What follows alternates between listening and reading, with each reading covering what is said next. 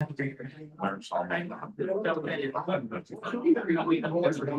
wonder I didn't see you. I know. But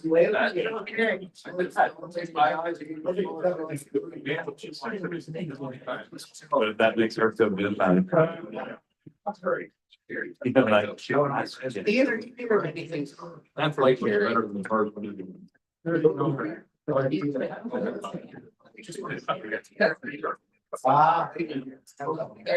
Oh, yeah. You got No. It's been my buddy. the foundation. I mean, that's our role right now. Right. Yeah, same with my kids. I'm running the family. You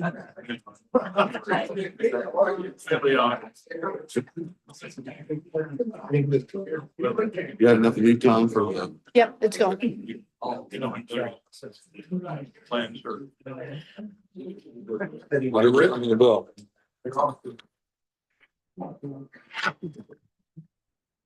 Good afternoon, everybody. Afternoon. Welcome to Rotary for March 3rd, 2025. We got a good one for you today. Here to do our prayer pledge and four-way test. Barely. Gracious God, thank you for the gift of Rotary, for the friendship it builds, the service it inspires, and the lives it changes. Bless all who give their time and talents to serve others. Guide us to act with wisdom, compassion, integrity, always upholding truth, fairness, and goodwill. May our work bring hope, unity, and lasting impact. In your name we pray. Amen. Pledge of allegiance, please. Pledge allegiance. To the flag of the United States of America and to the republic for which it stands, one nation under God, indivisible, with liberty and justice for all. And the doorway test of the things we think, say, and do. Number one. Is it true? Number two. Is it fair and all concerned? 3. Will Number 4. it be beneficial for all concerned? Barely. There you go. Does Team 7 have any other updates they'd like to talk about? Don, where are you? Oh, he's behind me. Next week, on the 11th, we're gonna do our yearly trip down to Frankfurt. And Senator Schickel's been great enough to help with that. And figure that out. So we'll leave here. I don't know what time yet, I guess. 700. 700 from this parking lot. Oh, I did. What's the date again? The 11th. We have a few slots left, so you, just a few. What, how do people sign up? How do people sign up if they want to go? How do people sign up if they want to go? Where'd you get it from? Just let me or. If you want to sign up, just let John or Don know that you're interested in going. You're gonna get a special audience with Senate President. Yeah. I'm going to look for it. All right, Sean. Yes, we have visitors. We have David Snyder with us. David Snyder, welcome to the Fourth Rotary. Where are you, David? Great. David Snyder. Tell us what you're doing here today, what you do. It's kind of serving in a dual role. I'm recently appointed to the City of Florence City Council, took Dave Osborne's spot.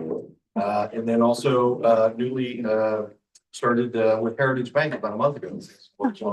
Congratulations. Welcome aboard. The ladies at the front have applications for membership. And Ian says you're okay. So that I'll sign up. person that needs no introduction, but we haven't seen him in a while, HB Deathridge. Welcome, HB.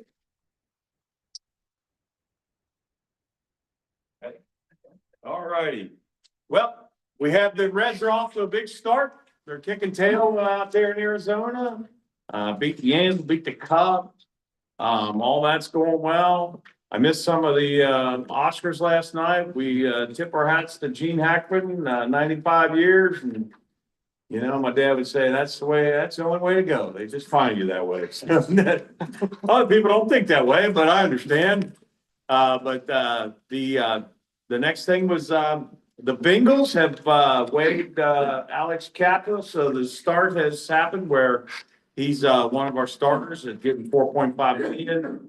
Or we could talk like the president, maybe it was 4.5 billion. I'm not really sure. But, all those things are going on right now. So it's a good time. And, I don't know who brought the cold weather back, but we can move on from that. Thank you, Ian. Thanks, Sean. All right. Greg, would you like to tell us about the Rotary International Assembly? The International Assembly is held every year in Orlando. It's when all of the incoming district governors get together from around the world. There's 535 of us, plus a bunch of trainers, and all of the royalty from Rotary is there. And it was a wonderful experience. Rotary throws a great party. Everything went off without a hitch. Even all of the AV stuff worked. Never a hitch. So it was wonderful. We had a great time, met some amazing people, and got ours all charged up to head into the new year on July 1 as your district governor. All right. Okay. You had the thing here. Yeah, so, the educators, there's a group in Northern Kentucky that gets together and does an event on Saturday mornings in the spring. They get professional development. It's like an unconference conference. And there's usually between 200 and 400 educators that do this on their own time. So Randy, who's also a member, and I were out there supporting all the educators, what they're learning. And I actually learned some new stuff on Canva that I'll be able to use, so. Excellent. Thank you. All right, you want to speak to this volunteer opportunities at schools? Yeah, so if you look, a week ago, Sunday at night, I sent out the links for Cooper, their senior exit interviews, and Ryle High School's links for their times. I think it's the end of March, first part of April, both of them. Stand up. Sorry. I was able to do Camp Earn Middle School's first Defenses of Learning for their 8th graders this past Thursday, which ties into the Portrait of a Learner, which I don't know if you guys remember when Matt worked with our group and we gave input to the schools on our Portrait of a Learner of what we wanted to see the kids graduate with. So it was really cool to see that kind of come back around and see our 8th graders demonstrating their communication skills, and they did a great job there. So I enjoyed that. Good thing. And they need community members as well Yes, as teachers and, yeah. That's for community members. Yeah. Teacher of the Year nominations are open until this Friday. As our scholarship applications, and then 8 celebrations are going to be April 21st. That'll be at the Florence Event Center, and then the scholarships will be here on May 5th. Happy anniversary to Jim Ferguson and Whitney Stiff. Jim's around here. Where you go? There he is. Happy anniversary. And then we're going to hear more about this next week, but Dave Wolfer is going to be setting up for Rotary Swag, if anybody's interested in that. It looks good when we have projects, group projects and things like that to all be kind of representing Rotary stuff. So more to come on that. Happy dollars. Anybody have any happy dollars? Sorry. Well, last week you guys honored me and inducted me into the Hall of Fame, and I was really happy. So, but it was just such an honor, and I just wanted to thank everybody for that. And I know a lot of work went into planning the event, huh, Sean? Yeah. You were missed. That's for sure. You have to do a couple of Ray Charles guys, man. They were flying, leaving flying on that sucker. He said I couldn't play my own set. But anyway, so I just wanted to thank everybody for that. That was quite an honor. And then my husband is a Kiwanis, and of course he always gets me to promote his events too. But they're having a bunny brunch and Easter egg hunt, and the recipient of it is New Day Ranch and the Key Club at Ryle High School are the recipients of any monies that they raise during this event. So put this on your calendar. April 5th is the brunch and the egg hunt. And here in Northern Kentucky, the weather in April is kind of iffy, but they have that big arena and Beth gets it all cleaned up so they can do the egg hunt indoors if it's a rainy or very cold day. And they almost always do the little kids inside anyway, but then the older kids, depending on the weather, go outside. And along with that, they have a raffle and they're giving away a 3-bedroom condo in Orlando, which is at Bonnet Creek. It's actually my husband and I's condo, and it's a 3-bedroom and it's for a week in June. And then we can change the week also, but anyway, so the tickets are $10 and I do have a few of them here today. So if anybody wants a ticket for the raffle. And then you wanted to make mention, Barb, of That's right. So for the Bluegrass Navigators Hospice, we are collecting personal care items. When the people that are volunteers go out, help the patients, I'll call them, or clients, a lot of times they don't, those clients don't have any other family or they're very low income. They don't have like shampoo, conditioner, that type of stuff. So, and they don't actually, they take the, like the big bottle of shampoo and they go and shampoo the person or whatever. And then the caregivers go ahead and put those bottles in their supply stash so that they can use it the next time. They don't just leave it in the room because they all disappear. But they're in big need of personal care items. I know Pat sent a list out of, you know, what we needed. So that's our collection for this month. So if anybody can bring any of those type things, they need razors, shaving cream, shampoo, conditioner, liquid soap, not a bar of soap, because that's, you can't use that on more than one person, and that type of thing. And I'll get a list together, a new list together, and send it out this week so that everybody knows what to bring. But if you could bring it next week, that would be great. They're in desperate need of some personal care items. Okay, excellent, thank you. Any other happy bucks? Julie? So I actually had put my books in last week. So the week before, I attended the ESEA conference in Austin, Texas, which unfortunately the weather there was exactly the same as here. It's 20 degrees and teens wind chills. So it was a good thing I took my winter coat.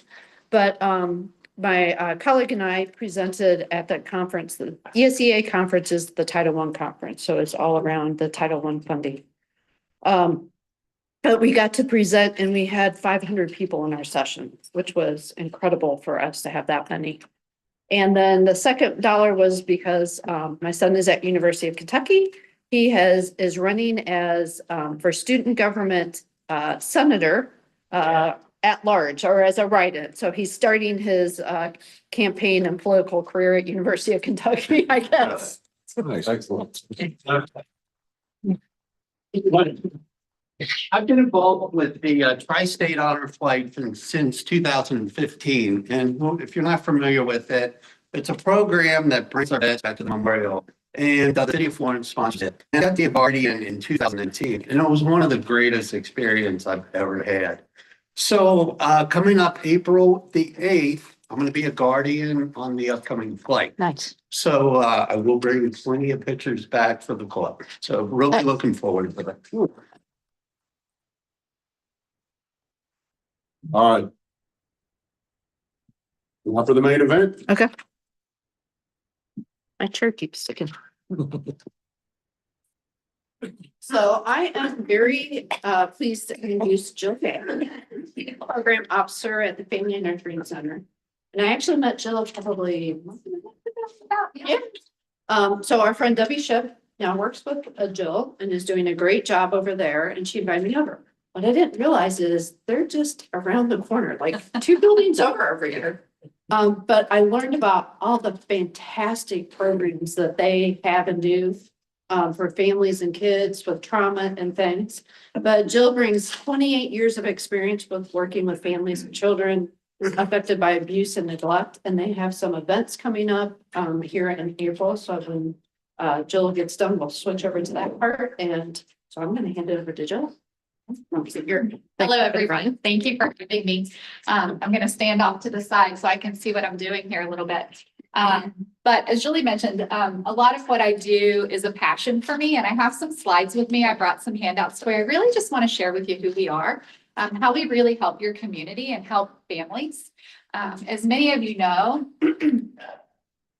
or may not know, childhood trauma, suffering, abuse, neglect, severe adversity in your formative years growing up can significantly impact your physical health, your mental health, your ability to achieve educational goals, and more importantly, your ability to be a viable work member in your community. And so part of what our organization does is do an array of services. So I'm going to talk to you a little bit. First of all, I always ask this. I think we're probably the best kept secret in Northern Kentucky. Have you guys heard of us before?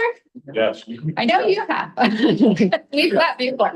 So family nurturing center, good. I'm glad. I don't always find folks in the room I'm in. I'll go through a couple of things with you, but more importantly, I want you to ask me questions. I can share story after story with you of the ways in which we impact, and then also how, if you have an interest in this type of thing, how you can be a contributing factor to that in a variety of different. But just so you know that we are a nonprofit organization. We got our start here back in the 70s here in Northern Kentucky, primarily in Florence. We do have an office in the Cincinnati, Ohio area of Reading Road. We initially really began as a grassroots effort back in the 70s. A group of parents got together and said, we're concerned about the rates of child abuse in our area. Not because they were too high, but because they were extremely low. And they felt like that was just weird. And so what they did is they got together and in someone's basement, they started a hotline for parents in the middle of the night when they're stressed and they're worried. And they started running this 24-hour hotline because parenting is a tough job. And no one said, I don't know about you guys, I did not get an instruction booklet when I went home with my kid. And at different avenues of parenting, it creates different types of struggles. And that way in which we're parented ends up showing up in our adult relationships, in our adult employment, our adult education. And so that grew, that Parents Anonymous grew into a formal group that we started offering in 1978. And then we became an incorporated agency in 1979. We were formerly known as the Committee for Kids and became the Citizens Committee Against Child Abuse and Neglect of Northern Kentucky in 1988. We are a member of United Way, and that has changed over the years. If you guys are familiar with United Way or give to United Way, the way in which they receive their funding and their dollars has changed, but we've been a member there since 1988. We're an affiliate of Prevent Child Abuse Kentucky, and we receive one of the largest stipends from them to support some of our prevention efforts here in Northern Kentucky. And we also receive Federal Victims of Crime Act funding. One of the things I will share with you is we are committed to always offer every service that you hear about today for free. We never want cost or third-party payer restrictions to be a barrier to families getting the help that they need. So there's never a cost involved to what we do for a family member. There's never a bill to a third-party payer like an insurance company because of the grants, contracts, and generous support we've received from our Northern Kentucky community over the years. We are governed by a board of directors. We have wonderful, talented people in all sectors of business and industry that support us. They volunteer a tremendous amount of time, and we have an extremely active board. And then they hire our executive director, our president, CEO, and she takes care of the rest of us. Our mission and our whole purpose for being is to end the cycle of child abuse by promoting individual well-being and healthy family relationships. We work really, really hard not to stray from that. We try to stay within our scope. So many times when organizations stray away from the scope of their being, it kind of changes the way that you function in your community. So we work really hard to do that. Our vision, more importantly, is to have safe children, thriving families, and nurturing communities here in our Northern Kentucky and greater Cincinnati area. And some of our guiding principles, they're in the handouts, and I won't waste time going through all of those, but we want to create a world where children live free of all forms of abuse. We want an entire community, all of you guys, as well as everyone else out there to support kiddos, because we can't do it alone. And we believe in all of the service that we do, that families and how families are with one another are as an extremely critical part of individual well-being and healthy relationship.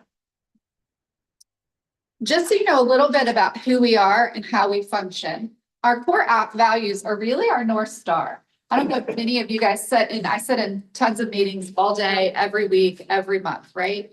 And so many times decisions are made in those meetings, but if you don't have a North Star that kind of guides you back to the purpose of being, sometimes you can get off kilter. And so we utilize our core values in a way to help us run all of our financial, HR, business practice models, our decision-making about services that we're going to provide through these tangible core values, because they're at the heart of how we function. The first one is trauma-informed. We want to know not just what happened to you, but what did you have to do to survive?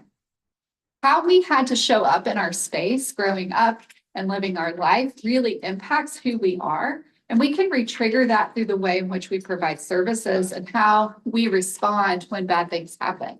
So we work actively every day to understand the why behind what happened, so that we make sure when we show up that people have a very psychologically and physically safe experience with us and how we interact with them. Now, that doesn't mean we don't disagree. That doesn't mean that we don't have differences of opinion, but it means that we want to be honest in that, transparent in that, and trustworthy in who we are and how we show up. Courage. I'll be honest with you. Sometimes it's really hard to do the right thing over the easy thing every single time you show up as a business, as an organization, but it's something we have been committed to have our conversations and do that well. Kindness. Now, I will try not to get on my soapbox, but I'm a big believer in understanding that kindness and niceness are not the same. Niceness brings with it a level of disingenuousness that sometimes is hard for people to understand. Kindness is being honest. Kindness is being direct. Kindness is being respectful and authentic in our dealings with people. And so it's a big part of who we are and how we function. Equity means having fair systems, fair processes, fair procedures, so that everyone can show up and be the best version of themselves when they're with us. And that includes our staff. That includes our partnerships with our community. That includes our partnerships with families. Professionalism. These times when we interact with people get told we're a little extra, but I kind of like being extra because that means we're striving every day to be at the top of our game. Professionalism is a really key core value for us because it means we're adhering to those highest ethical standards in our dealings, not only with families, but also with our staff and the businesses that we interact with. And lastly, excellence. There's a few slides here if we get to them that talk about the outcomes. It's one thing to help people feel better. It's another thing to be able to demonstrate that back to our funders and our business partners, that what we do matters and what we do makes a difference with the metrics that look at that. So let me tell you a little bit about what we do. We provide an entire array of education, prevention, and intervention services, and they're specifically targeted at ending that cycle of child abuse and helping families, if abuse has not happened, because we prefer to get in there before that happens, helping them be well and they're functioning with each other. We do all of that in a trauma responsive manner that is really dedicated to the intentionality of how we interact with each other and the families that we serve. One of the things that I think people don't always realize is the magnitude of the problem. In our Northern Kentucky and Greater Cincinnati area, at least 1 of 4 will experience at least one episode of abuse and neglect prior to their 18th birthday. And what we know is that once you experience one incident of abuse or neglect, you are much more likely to experience further incidents of abuse and neglect. So it's not uncommon. Actually, it's pretty typical for us once we're in that intervention phase of service to be working with a child and a family that have had repeated incidents of different things that they've been experienced. I'm going to skip our video for the sake of time. We did that. Sorry, I have duplicates here. I didn't realize that. Well, look at me just showing up here with all that good. There we go. Sorry about that. That's what I get for trying to copy and paste stuff on a Sunday afternoon. So an overview of our services. First of all, we provide an array of education and training services. What that basically means is we have services that we'll go into a little bit more in detail that serve children to teach them. And we go out into schools across the Northern Kentucky area with a few key programs that I'll highlight for you, teaching kids what is abuse, because there's a difference between abuse and consequences. We want kids to understand that. We want kids to understand if that's happening to you or someone else.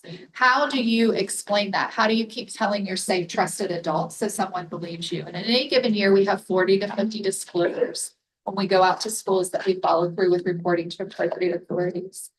We also have education for adults. So any of you guys that have wine and cheese night in your living room, or if you care or love for kids, grandkids, neighbors, and you want to ensure that the organizations and the things that they participate in are doing so in a way that keeps everyone safe, we offer education for free where we'll come out and do, like I said, wine and cheese night, the soccer clubs, whoever, just to teach adults what to look for, how to prevent child sexual abuse.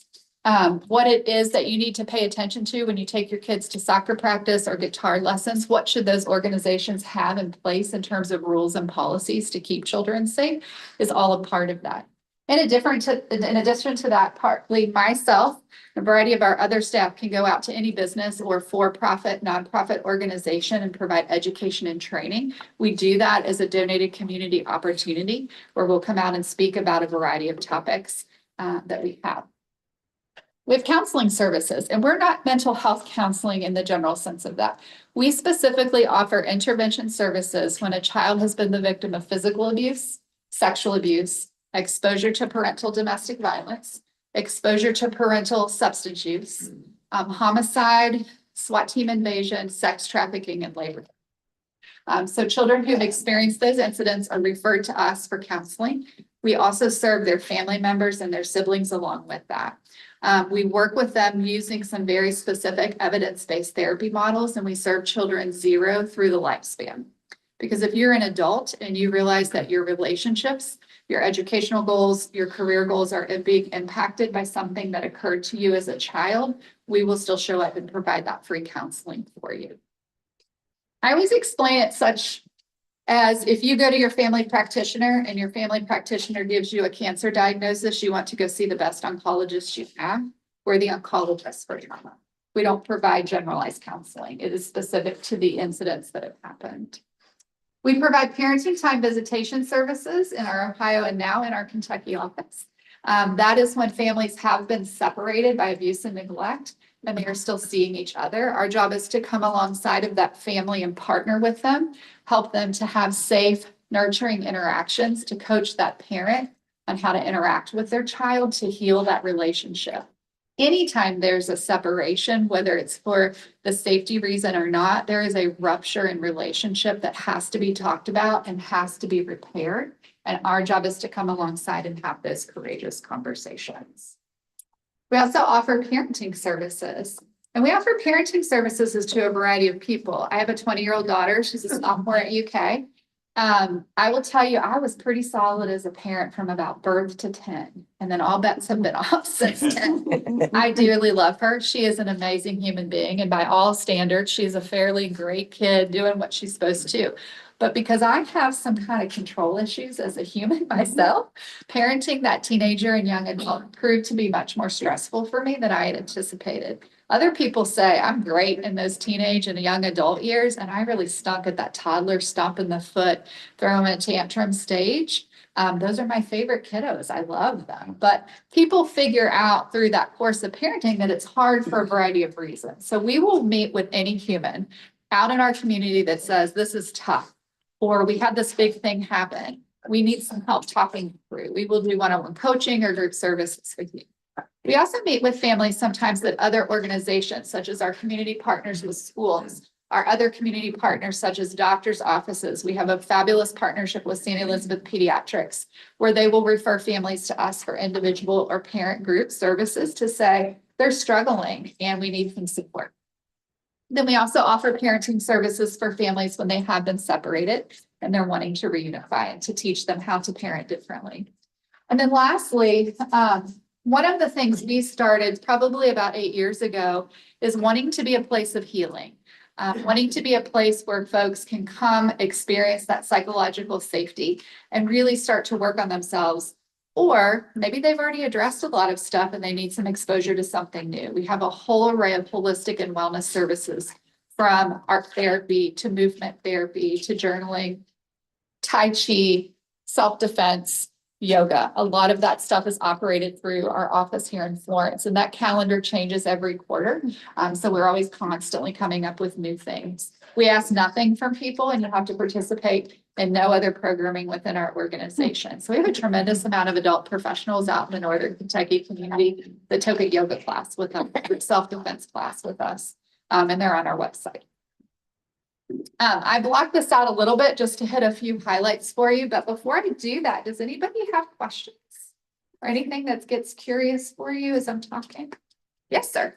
Yeah, I feel compelled to ask this, and I hope you receive it in the spirit that I ask it. We live in a time,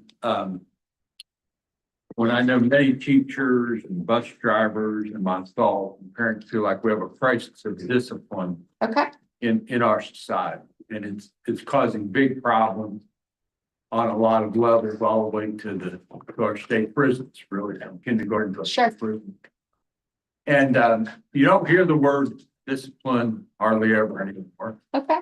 And I also think back on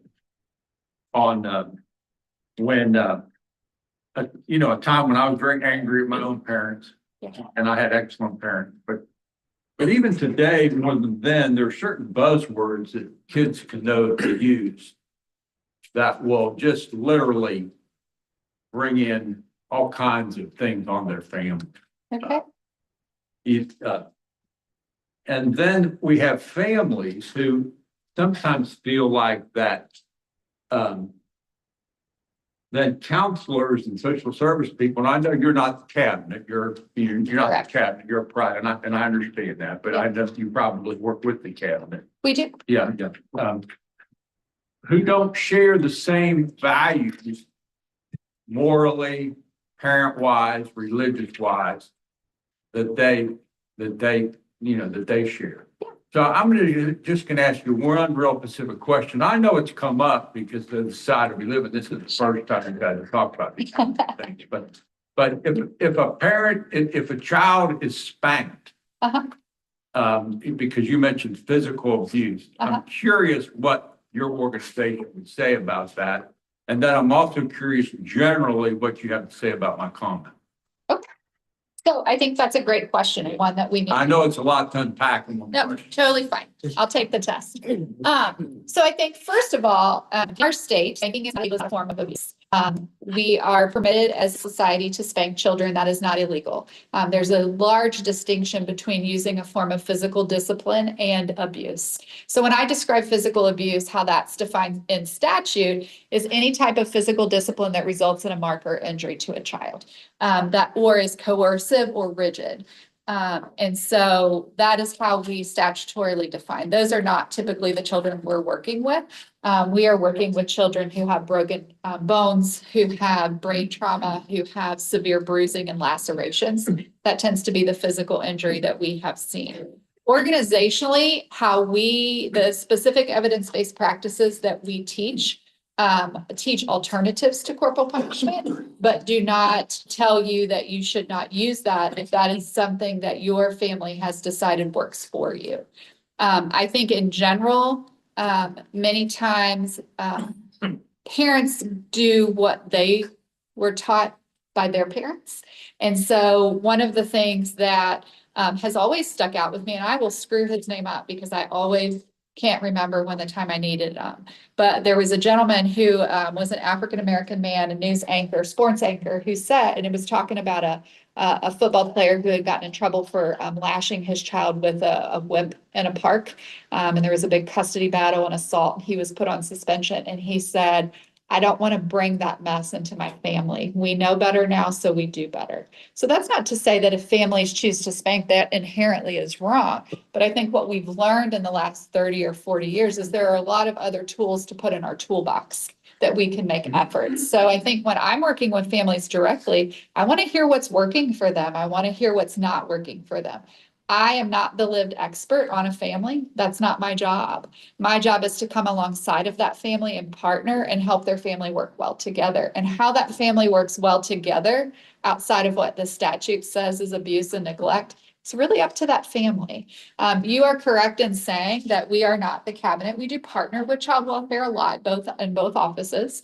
But I will also share with you that one of the largest things we are seeing in that partnership, and we're a part of that, is the cabinet is really working hard to go downstream to say, we want to stop removing people's children. We want to go downstream and help families in poverty prior to risk rising to the level of abuse and neglect, because poverty is not neglect.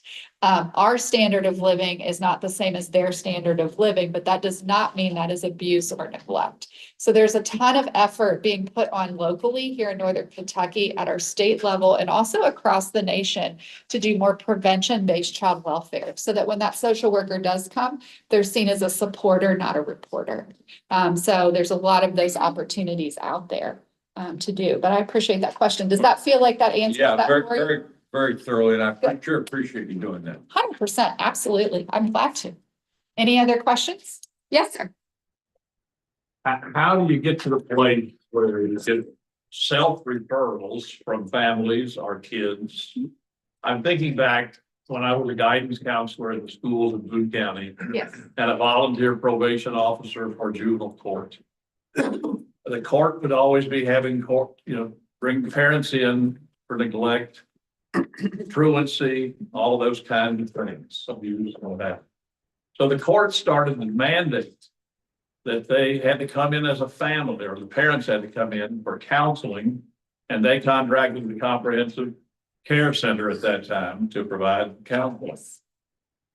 Parents came because they were under threat of going to jail, Sure.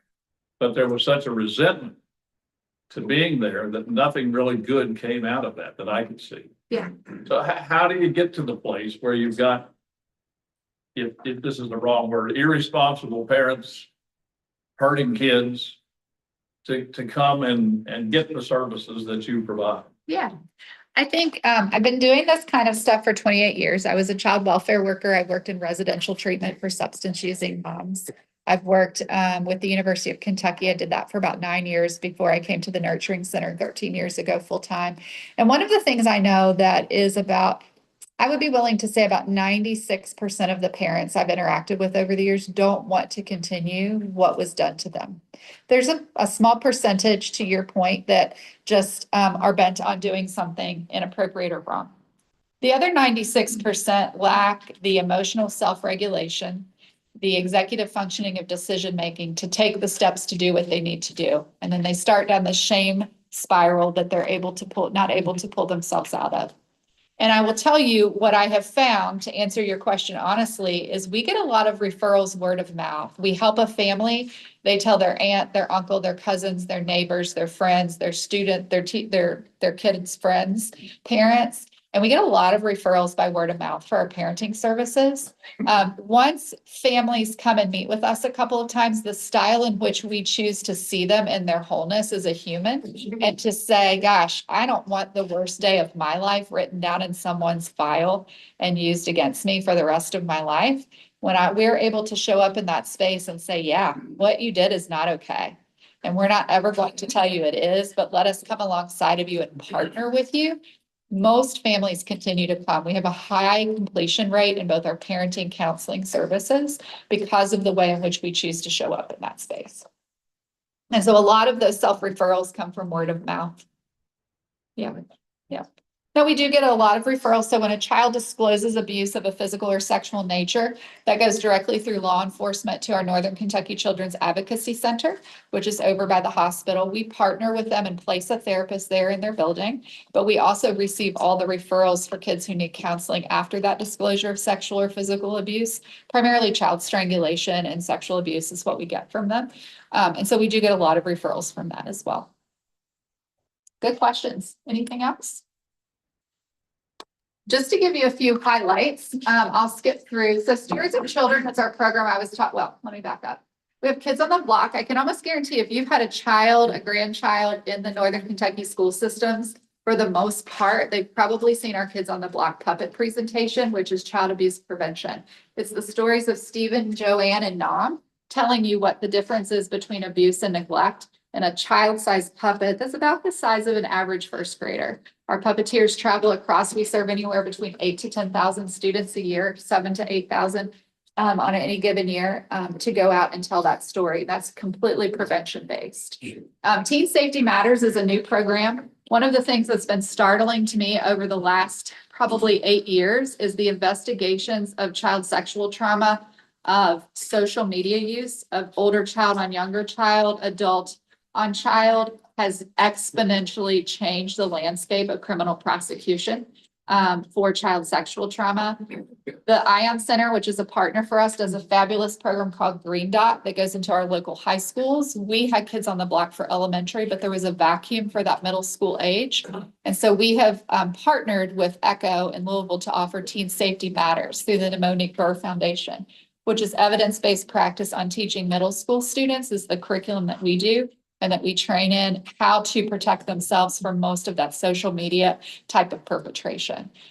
So that is a new program that we offer. Now, I will tell you, and this is not to transfer this politically, but we have seen a tremendous struggle getting into our school systems because of House Bill, Senate Bill 150 that was passed, limiting our ability to talk about body parts in the school system. And so my fear is that if that trend continues, what we will see is a lot of children not receiving the necessary information they need in order to protect themselves. And schools are doing that appropriately. They're being very risk conscious because they want to be able to honor and answer to the parents that send their children to those schools.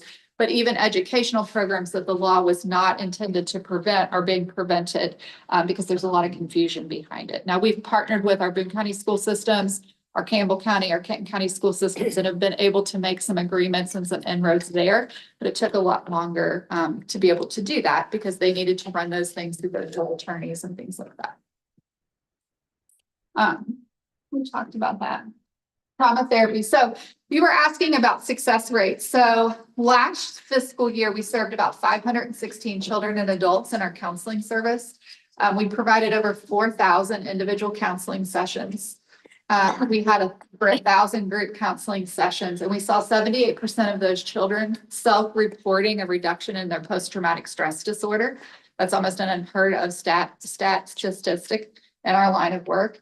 96% of those children completing services showed an increase in their resiliency skills. So that means they believe that they can be successful. They have social supports, family supports, school supports that they've increased after completing.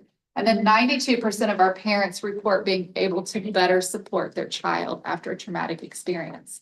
When a child has a trauma, whether it was a family member or a babysitter or someone out in our community, it impacts the whole family. So we can't just serve that child, we have to serve their parents. And many of us have children who've been diagnosed with a variety of medical conditions, from diabetes to cancer, to a variety of things. And when your child gets that diagnosis, you have to learn to parent to the diagnosis, whether that's nutrition, medication, doctor's appointments. Trauma is not any different. When a child is traumatized, the way in which you have to parent that child has to partner with the trauma and understand how that impacts them to be able to be successful in that. So that's why we really believe in serving that parent. That just gives you a glimpse, and they're in the handouts over there, of the specific evidence-based practice models. We don't just do talk therapy. And I would encourage any of you guys to reach out to me. I'll always give you a tour of our building. It is a very fun, happy place to be, despite the hardness of the work that we do. Everything is grounded in interactive, play-based, sensory-based therapy. So we do a lot of activities, but we take a lot of pride in the fact that if we say we're going to provide parent-child interaction therapy, that means we pay for training for our staff. I get trained, all of our supervisors get trained. We go to monthly consultation calls for over a year where we're observed providing that service. And then we do any certification process in there. So we really want to stand behind that evidence-based practice. I'll skip over to parenting services. Our parenting services last year, we served 382 children and adults. We provided 30 12-week series, 219 coaching sessions, 80% demonstrated reduction in risk, 80% measurement increase in an understanding of effective parenting. So there's some statistics behind that. We do that in pre-post test outcome measures. Are you giving me a signal? Yeah. Yeah. Very perceptive. All right. Thank you. I do want to share with you, and you guys have had some great questions. I appreciate your time. I do want to share with you, number one, please, if you have more questions about this, my contact information is on the front of the handouts over there. Don't hesitate to reach out to me by email or phone. I love what I do. I'm committed to what I do. You will find that what our organization is. If you want to have us out to talk, we are looking for a variety of ways. We are always in need of snack drive supporters. We give people food when they're here with us. And so snacks are very important to us. We have a lot of local businesses who pick a month a year and donate stacks or do fund drives. But more importantly, we're looking for folks to support a couple of things. So Debbie has been at it, and she has really launched the initiation of April, which is Child Abuse Awareness Month, Child Abuse Prevention Month. And part of that is blue ribbons and blue lights. And so we are doing a light up blue through Northern Kentucky and Cincinnati. We have the FC Cincinnati Stadium and a variety, the Florence UL Tower, a large variety of entities along that 75 corridor, lighting up blue for the whole month of April. If you have the ability to do that, please do so or reach out to her for more information. We are also doing a kickoff event. We do that every year with our local entities. We will kick that off at Tom Gill Chevrolet on April 1st at 11:30. It's a light lunch. We will have Jeff Thomas, who is the second date update, if you listen to that on Q102 with Jeff and Jen. He will be our guest speaker to share his own personal story of child sexual trauma with us. And we will do our proclamations by our different communities to kick off Child Abuse Awareness Month. And then lastly, Here's the slide. one more slide. Yep. Oop, it's not letting me, Julie. The last thing is our major fundraiser for the year. We have Prom with For a Purpose. It will be over at Turfway Race Park on May 16th, and it is a good time. We will look for silent auction baskets. We have dance and partying up until 11 o'clock. And you can wear a prom dress or a prom tux, but you don't have to. You can wear jeans if you want. It's whatever you feel comfortable doing. We would love to have you, but more importantly, we would love to have your support. So if you have further questions, please reach out to Debbie and those specific things, but I'm your program person. So if you want to know how we show up in the space and how we heal families, reach out to me. Thank you.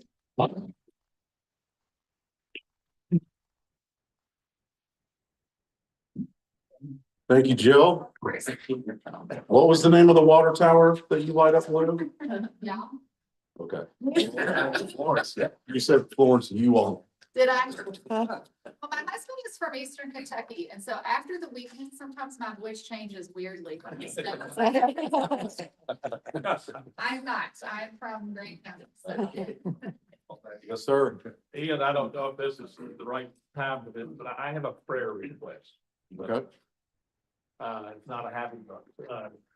There's a gentleman who's a graduate of Boone County High School named Brandon Bailey. Right. Some of you know he was badly injured in Iraq.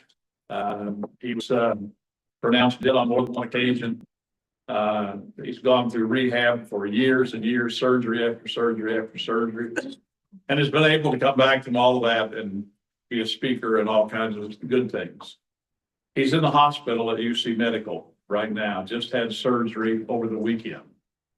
And he's paralyzed from the waist down again. They're not sure why. They did find a tangled web of blood vessels around the spinal cord that they've made an attempt to straighten out, and in hopes the swelling will go down and his feeling will come back and he'll be able to walk again. So I would just ask you to pray for Brandon Bailey. He probably has. Yeah. Okay. Well, thank you for that information. John. Yeah, on a more positive note, we have, passing of a true leader in Boone County education that was very, a great influence on a number of young men for many, many years, and fun guy that would lace up his own high top black Chuck Taylors and get out there and play hoops with us, and just a wonderful mentor and guidance for a number of guys. Ron Rose passed away, and he's been just a wonderful, bus driver, teacher, coach, one of those that has a positive influence in your life that I had many, many decades ago. and I still remember him, very, very well. So had, think of the Rose family, but they've been blessed for many years to have Mr. Rose as one of theirs. Gotcha. Yes, sir. Program. Us in this room that were born and raised in the forties and the fifties, as I was, our parents didn't have any restriction. We knew what a slick was, we know what a belt was. We never had counseling, so you all be patient with us, okay? We have a reason to be like we are, okay? You still want to give us something to cry about too, don't you? All right. So next week we've got Northern Kentucky Barbell. Are we lifting weights? That'll be we'll learn all about it. I guess. Yes. Okay. So until then, have lunch with a Rotarian this week.